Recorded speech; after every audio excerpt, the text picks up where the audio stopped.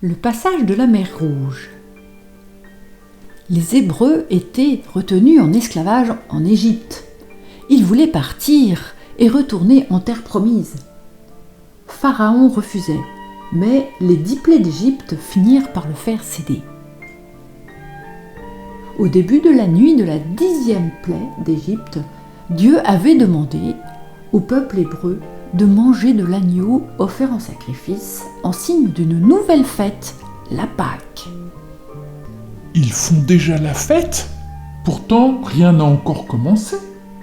Il fallait manger vite pour être prêt à partir d'Égypte dans la nuit. Que l'on prenne un agneau par famille, un agneau par maison. Vous mangerez ainsi la ceinture au rein, les sandales aux pieds, le bâton à la main. Vous mangerez en toute hâte, c'est la Pâque du Seigneur. Puis, cette nuit-là, le Seigneur frappa et Pharaon laissa les Hébreux partir d'Égypte. Les Hébreux partirent immédiatement. Ils ne prirent même pas le temps de faire lever la pâte à pain qu'ils avaient préparée pour la route. Les fils d'Israël partirent de la ville de Ramsès en direction de Soukot, au nombre d'environ 600 000 sans compter les enfants. Ils firent cuire des galettes sans levain avec la pâte qu'ils avaient emportée d'Égypte et qui n'avaient pas levée. En effet, ils avaient été chassés d'Égypte sans avoir eu le temps de faire des provisions. Sur cette carte, on voit l'Égypte, la mer Rouge, et on voit le début du voyage des Hébreux. Ils sont partis de la ville de Ramsès et ils sont dirigés vers la mer Rouge. Ils avaient bien fait de se dépêcher, car Pharaon changea vite d'avis et il lança son armée et ses chars à leur poursuite. Mais Dieu guidait les Hébreux sous la forme d'une colonne de nuée le jour pour leur montrer le chemin et d'une colonne de feu la nuit pour les éclairer. Après avoir bien marché, les Hébreux firent une halte et campèrent au bord de la mer Rouge. C'est ça la mer Rouge? Mais elle n'est pas rouge! Mais non, imbécile! Mer Rouge, c'est juste son nom. Tandis qu'ils campaient, les Hébreux virent que les Égyptiens se rapprochaient d'eux. Et ils eurent très peur. Alors Dieu dit à Moïse : « Toi, lève ton bâton, étends le bras sur la mer, fends-la en deux, et que les fils d'Israël entrent au milieu de la mer à pied sec. » Moïse étendit le bras sur la mer. Le Seigneur chassa la mer toute la nuit par un fort vent d'est.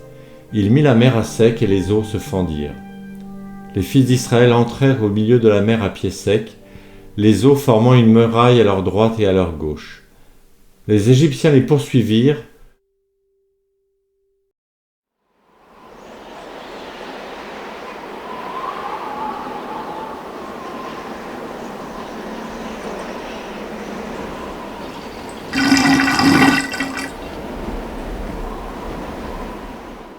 Les Hébreux passèrent et traversèrent la mer sans problème. Voilà sur la carte, on voit qu'ils ont traversé un bras de la mer Rouge, c'est indiqué en rouge. Puis les Égyptiens s'engagèrent à leur tour sur le passage. Aux dernières heures de la nuit, le Seigneur dit à Moïse : « Étends le bras sur la mer, que les eaux reviennent sur les Égyptiens, leurs chars et leurs guerriers. » Moïse étendit le bras sur la mer. Au point du jour, la mer reprit sa place. Les eaux refluèrent et recouvrirent les chars et les guerriers, toute l'armée de Pharaon qui était entrée dans la mer à la poursuite d'Israël.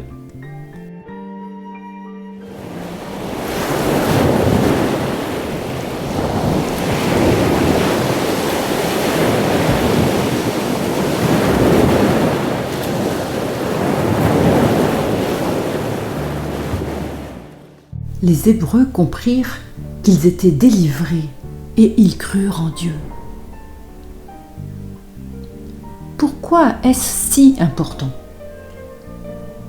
La traversée de la mer Rouge, c'est Dieu qui sauve son peuple.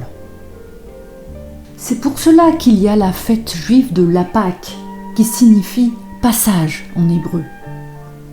On y mange toujours de l'agneau rôti et des pains sans levain. Jésus l'a fêté lui aussi avec ses disciples.